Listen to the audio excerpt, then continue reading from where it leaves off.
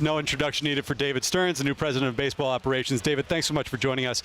All jokes aside, one of the things that I've actually been thinking a lot about lately is someone in your role coming into a new organization, what this process is like, where you essentially need to not only know the entirety of your own organization, but get to know essentially every player that's available, both major league players, minor league players, players overseas, and kind of figure out how you want to approach it. Just how do you go about organizing that process with your people before the offseason and this week in particular? Well, the good news is we've got a lot of people throughout our organization who are helping me do that and who have been preparing all season and certainly August, September into October to help me do that. So, look, off-season preparation is always a little bit of a crunch, regardless of when you start that process. In a normal year, you're probably starting at some point in August. Whenever you get to this point, you wish you had a little bit more time, and so that's always going to be the case. I knew what to expect coming to a new organization. I've done it once before. That made this a little bit easier because I could fall back on a little bit of experience.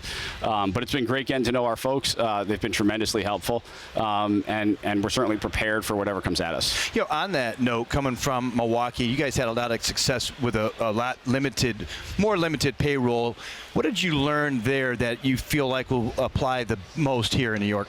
Probably a couple of different things. The first is every roster spot matters, and I think that's really important. And sometimes, especially in a bigger market, we can focus exclusively on the top of the roster and sometimes lose track of those really important depth pieces, the guys who may not start the year at the major league level, but inevitably contribute to wins.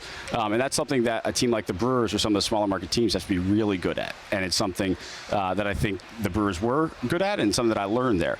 And then I think, beyond that, it's potentially looking for ways to help you win games in sort of hidden skill sets. So whether that's really good defenders, really good base runners, other skills that help you win games in maybe ways that are a little bit tougher to measure, a little bit tougher to see, but nevertheless are really important.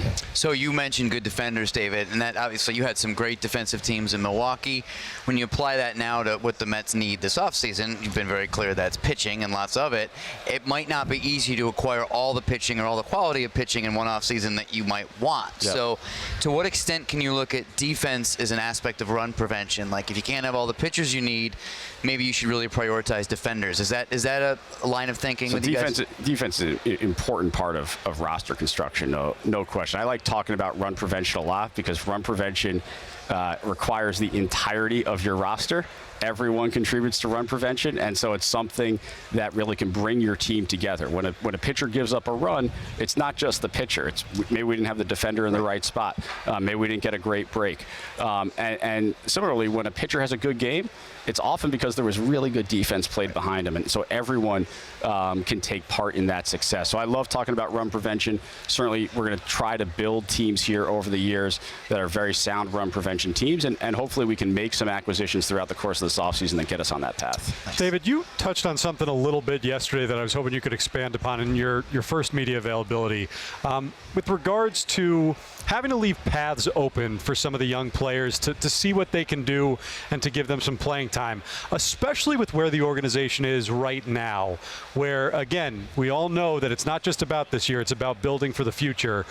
How do you balance this player might be available in free agency, can help us right now, but if we acquire him, we might be blocking a Acuna who's ready to go or somebody else who may be closer in the minors? So I think there are two reasons why it's really important to leave those paths open. The first is we have to learn about our young players at the major league level. There's only so much you can learn as guys progress through the system. We've got a number of players who are either ready for major league competition or we think are going to get close to being ready for major league competition, and so it's time for us to learn about them at the major league level. That doesn't always have to be on opening day, but over the course of the year, as we go through a season, we're going to want to see these guys play and perform in the big leagues. The second part of it is really a cultural element within your ball club. If you look at the really good teams throughout our league, there is generally a mix of young, exciting players who can bring some energy to a clubhouse and your veterans, more established players who have been there, done that.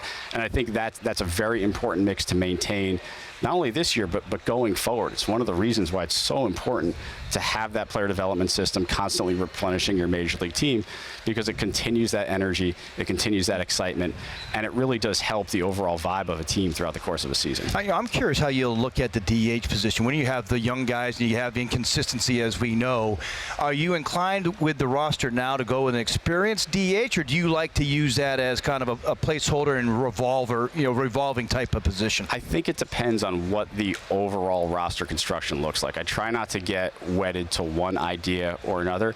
Like, ideally, you've got enough really talented position players where you can use that DH spot as sort of a half a day off, where you can rotate guys through there. We'll see whether we get to that point throughout the offseason, or whether we want to bring in a bat first player for that position. I don't think we have a firm view on that at the moment. So I think we're almost out of time, so I wanted to ask you real quick, David, directly about Edwin Diaz, and if going into spring training, if you're expecting him to be like a rehab player on a rehab program, or if he's, I understand a full go can mean a lot of different things for a reliever, depending on how he bounces back, but will he be with the rest of the pitchers, or will he be on a rehab? So I think what I'm looking at is, by opening day, we expect Edwin to be really a normal functioning member of our bullpen.